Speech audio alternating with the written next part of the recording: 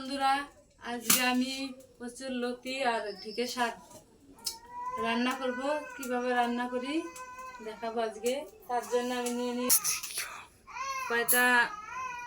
একটা পেঁয়াজ, কয়টা রসুন, জিরে, সর্ষে আর কাঁচা লঙ্কা আর কালার হওয়ার জন্য কয়টা শুকনো মরিচ। আমি এগুলো বেটে নেব। তারপর বাটনাগুলো রেডি হয়ে গেছে, সব বেটে নিয়েছি। এখন খালি রান্না বসাবো, দেখতে থাকো কিভাবে রান্না করি আমি। চলুন এখন রান্নাটা শুরু করা যাক। প্রথমে আমি দিয়ে দেব তেল।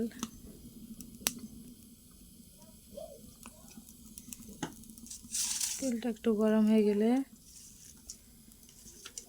আমি দিয়ে দেব পেঁয়াজ কুচি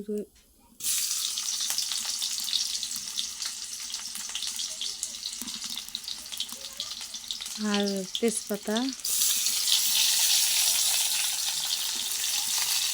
তেজপাতাটা দিলে কি হয় জানেন, সবজিটা মানে ওর গন্ধটা এত সুন্দর লাগে। সবজির তেজপাতাটা দিলে খুব সুন্দর গন্ধ হয়। এরপরে আমরা দিয়ে দেব গোটা জিরে,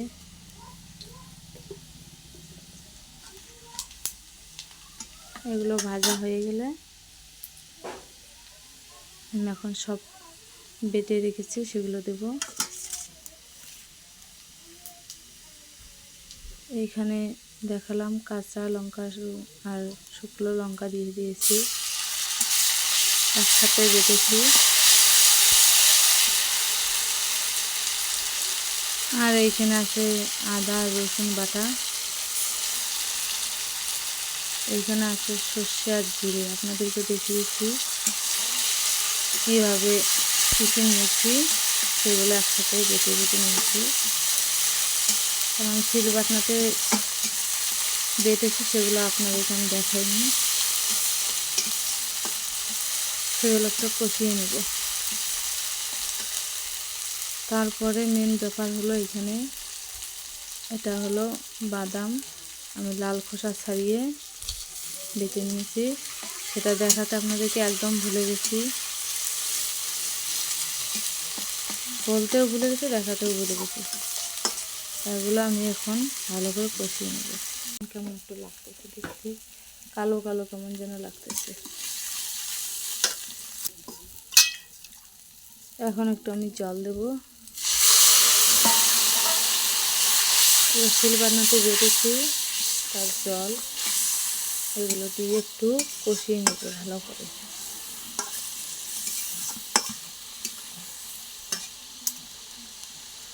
দেখো আমার কষানো হয়ে গেছে, কি সুন্দর তেল বের হয়ে গেছে। এইরকম তেল বের হলে আপনারা জানবেন যে আপনাদের মশলাটা কষানো হয়ে গেছে। কত সুন্দর তেল বের হচ্ছে। এরপরে আমি দিয়ে দেবো যেটা কচুর লতি আর ঢেঁড়স সাজিয়ে রেখেছি, সেটা এখন এর মধ্যে দিয়ে দেবো। তারপরে ভালো করে নাড়াচাড়া করবো। নাড়াচাড়া হয়ে গেলে সামান্য একটু জল আমি অ্যাড করব।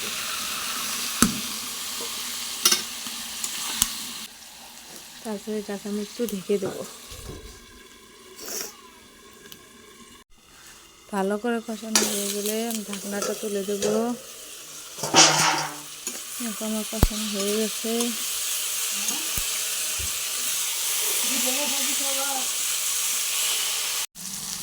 এখন একটু জল দেবো, অল্প একটু জল দেবো। লতি চড়িয়ে বেশি নাড়াচাড়া করা যাবে না, তাহলে সব গলে যাবে। হালকা হালকা করে নাড়বে। তারপরে যখন জলটা গরম হয়ে এরকম বক বক করবে, তখনকার এর মধ্যে আমি দিয়ে দেবো মাছ, পুঁটি মাছ।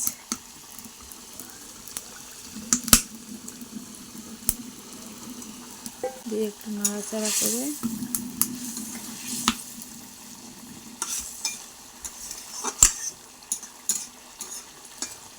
একটু রেখে দেব। দেখুন যখন এরকম মাখা মাখা হয়ে যাবে তখনকার নামিয়ে নেবেন, মানে বেশি ঝোল রাখবেন না, তাহলে ভালো লাগবে না। তো এইরকম যখন কষা কষা দেখুন হয়ে যাবে, ঝোল নেই এখানে, কষা কষা হয়ে গেলেই নামিয়ে নেবেন। দেখুন কত সুন্দর হয়েছে, এগুলো দেখতেই যেমন সুন্দর লাগছে, খেতেও এমন সুন্দর। বিশ্বাস না হলে বাড়িতে একবার ট্রাই করে দেখতে পারেন যে এরকম রান্না কতটা সুস্বাদু, মানে অনেক টেস্টি হয় এরকম করে রান্না করলে, খেয়ে দেখবেন একবার। ভিডিওটা কেমন হয়েছে কমেন্ট করে বলবেন। যদি রান্নাটা ভালো হয়ে থাকে, ভালো লেগে থাকে আপনাদের কাছে, তাহলে একটা লাইক করে সাবস্ক্রাইব করে দেবেন, যেন পরবর্তীতে আমরা আরও ভালো ভালো ভিডিও করতে পারি। যেমন আমার ক্যামেরা ধরার মতো কেউ নেই, আমি একাই ধরি, একাই